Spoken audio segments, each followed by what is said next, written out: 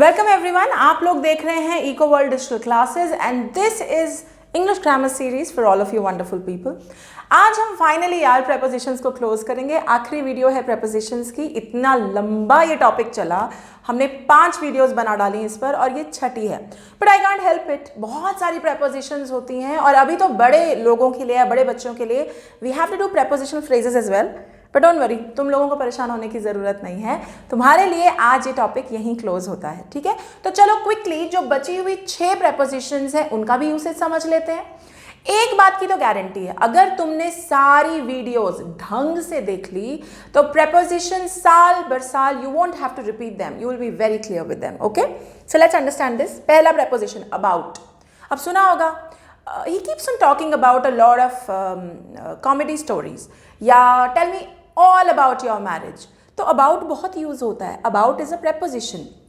सबसे मजे वाली बात यह है कि बच्चों को यही नहीं याद रहता कि preposition कौन सा और conjunction कौन सा है, तो भरेंगे कैसे, right? But what you have to do is repeated practice। practice makes a man perfect। जितनी practice करोगे, grammar is like mathematics, जितनी practice करोगे उतना strong subject होता जाएगा। ओके, तो about कैसे यूज होता है? पहला यूसेज, जब आप किसी चीज के बारे में डिटेल्स देना चाहते हैं, जैसे tell me something about your life, tell me all about the war, tell me all about the marriage, tell me all about the event. So when you want to give details about something, किसी चीज के बारे में, किसी event, किसी इंसान के बारे में, तो हम अबाउट यूज करते हैं, ठीक है। सेकेंड यूसेज है अबाउट की, जो बिल्कुल अभी होने वाली है ना, कोई चीज, कोई भी चीज जो बस अभी होने वाली है, जैसे she is about to fall sick, she is about to fall, बिल्कुल होने ही वाला है, उसमें भी हम अबाउट यूज करते हैं। अबाउट की एक और यूसेज है, she keeps on talking, she keeps on going about the place, मतलब घूमती रहती है। She keeps on going about the place यानी घूमती रहती है, वेलों की तरह। She keeps on moving from here and there. तो ये सारी यूसेजेस अबाउट की हैं। सबसे ज्यादा कॉमन कौन सी है? डिटेल्स वाली, और जब कुछ होने ही वाला है हम उसके लिए भी अबाउट यूज करते हैं। Clear? Good, great, let's move forward. 2 prepositions हैं, बिसाइड और besides. A lot of people get confused और एक ही समझते हैं इनको, बट भैया अंग्रेजी है, एक एस से बड़ा फर्क पड़ जाता है। बिसाइड अलग प्रेपोजिशन है, बिसाइड्स अलग प्रेपोजिशन है। बिसाइड का मतलब है बगल में, at the side of. So come stand beside me, right? I am standing beside the board, बिल्कुल आपके साथ में, आपके बगल में कोई चीज है, कोई इंसान है, तो आप बिसाइड यूज करेंगे, beside without the S. What about besides? Besides means in addition to, इसके अलावा। जैसे मैं बोल रही हूँ कि I have a car besides a scooter, मतलब मेरे पास एक स्कूटर भी है, एक गाड़ी भी है, मतलब एक गाड़ी के अलावा मेरे पास एक स्कूटर भी है, तो हम बिसाइड्स यूज करते हैं। Look at the example I have taken here, besides a degree in management I hold a degree in training too. सच है ये? Besides a degree in management I hold a degree in training too. तो यानी एक management की degree है मेरे पास और एक ट्रेनिंग की भी डिग्री है। तो बिसाइड और besides, S will make a lot of difference, S को इग्नोर नहीं करना, दोनों अलग प्रेपोजिशंस हैं। Okay, third, before after. ये तो बहुत आसान है and you know this. See, I have not done up and down because up down I thought बहुत आसान है। आप जानते हैं कि अप का मतलब ऊपर जाना, डाउन का मतलब डाउन जाना। बिफोर आफ्टर भी वैसा ही है, but let's understand it. Before after की यूसेज प्लेस और टाइम दोनों पॉइंट ऑफ व्यू से होती है। मतलब स्टैंड बिफोर मी या गो आफ्टर मी, मतलब बंदे प्लेस की बात कर रहे हो आप, पोजीशन की, पहले मेरे से पहले जाओ या मेरे बाद जाओ।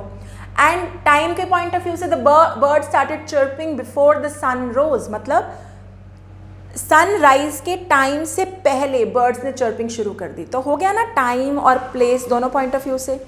आफ्टर भी ऐसा ही है, टाइम के हिसाब से भी यूज हो सकता है, पोजीशन भी। She was standing after me in the line, standing after me, place, position. या फिर शी कम्स आफ्टर मी। अब यहाँ पे शी कम्स आफ्टर मी का मतलब पोजीशन, प्लेस नहीं है, यहाँ पे मतलब है भाई मैं पहले आती हूँ, टाइम, और ये बाद में आती है, टाइम, ठीक है। तो बिफोर एंड आफ्टर दोनों टाइम के पॉइंट ऑफ व्यू से भी यूज हो सकता है। एक क्विक रेफरेंस में यहाँ पे अप एंड डाउन की मारूंगी। अब तो तुम्हें पता है she is going up, he is coming down. एक और चीज है, she moved up the ladder. Ladder चढ़ने को या तो तुम कह सकते हो शी क्लाइम्ड द लैडर, या हम कह सकते हैं she moved up the ladder.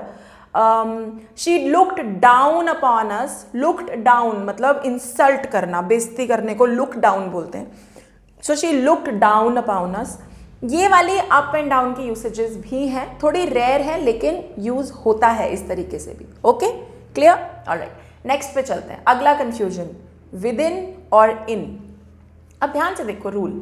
इन का मतलब एट द एंड ऑफ, अंत में। विद इन का मतलब बिफोर द एंड ऑफ, मतलब अंत होने से थोड़ा सा पहले। समझ में आ गया? इन टाइम के पॉइंट ऑफ व्यू से अंत में, at the end of the time. With in उस टाइम के खत्म होने से थोड़ा सा पहले। सो मैं एक ही सेंटेंस में एक बार इन लगाऊंगी, एक बार विद इन लगाऊंगी, समझा आ जाएगा। आई will see you in an our, तो अभी 12 बजे, आई will see you in an our मतलब मैं तुम्हें 1 बजे मिलूंगा। At the end of the time, at the end of the time. I will see you within an our मतलब 12 बजे है, 1 बजे नहीं मिलूंगा, 1 बजे से थोड़ा सा पहले मिल सकता हूँ, 12:30 भी मिल सकता हूँ। I can meet you 15 minutes to 10, quarter to 1, sorry 1, right? यानी विद इन का मतलब है टाइम पूरा नहीं खत्म हुआ, उस टाइम के अंदर ही तुमसे मिल लूंगा।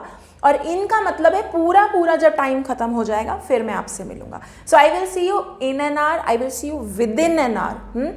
कंप्लीट दिस इन 2 hours मतलब 2 घंटे, 2 बजे काम दे देना।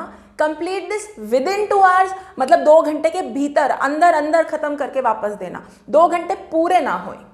Clear? Okay, next against.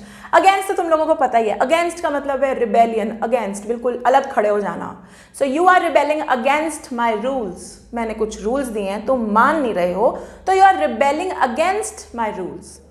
He is swimming against the tide मतलब पानी का करंट इस तरफ जा रहा है और ये बंदा उल्टा जा रहा है, उसके विरुद्ध, उसके अगेंस्ट जा रहा है। So against is generally used in terms of किसी चीज के ऑपोजिट, विरुद्ध जाना, जैसे हिंदी में हम विरुद्ध कहते हैं, that is what is against. Alright, finally from. From के बहुत यूसेजेस हैं बट जो सबसे कॉमन तुम्हारी लेवल के लिए ठीक है, वन इज ओरिजिन। कई बार सुना होगा ना, लोग कहते हैं आप कहाँ से हो। So if you translate it into English, how will you say it? Where are you from? So I am from UP, like that. I am from Lucknow, like that. Okay, तो ओरिजिन बताने के लिए कहाँ से हो वहां पे हम फ्रॉम यूज करते हैं। सिमिलरली ट्रेन कहाँ से शुरू हुई, कहाँ जा रही है, ओरिजिन बताने के लिए अगेन हम क्या यूज करेंगे? From. The train starts from Lucknow and goes to Calcutta. Okay, starts from Lucknow to Calcutta. And finally अगर हम ये बताना चाहें कि मैं उसकी डर से इज्जत करती हूँ या प्यार से इज्जत करती हूँ, प्यार की वजह से इज्जत करती हूँ या डर की वजह से इज्जत करती हूँ, तो भी हम फ्रॉम यूज करते हैं। जैसे I respect him from fear, मैं लिख सकती थी I respect him because of fear, but I can also use a preposition, because क्या है? कंजंक्शन है ना, तो मैं फिर भी प्रेपोजिशन यूज कर सकती हूँ। I respect him from fear मतलब डर के मारे रिस्पेक्ट करती हूँ, वैसे कोई रिस्पेक्ट नहीं। Okay, are we clear? So with this we have almost done a lot of prepositions. तुम्हारे लेवल पे I don't think you will need any more preposition than this. If you are watching me on YouTube, don't forget to like, share, subscribe and comment and stay tuned because next I will be doing a video on prepositional phrases. खासकर जो 8th and 9th and above बच्चे हैं, they should definitely follow this video. उनकी editing बहुत आसान हो जाएगी. Alright, till then take care, bye bye.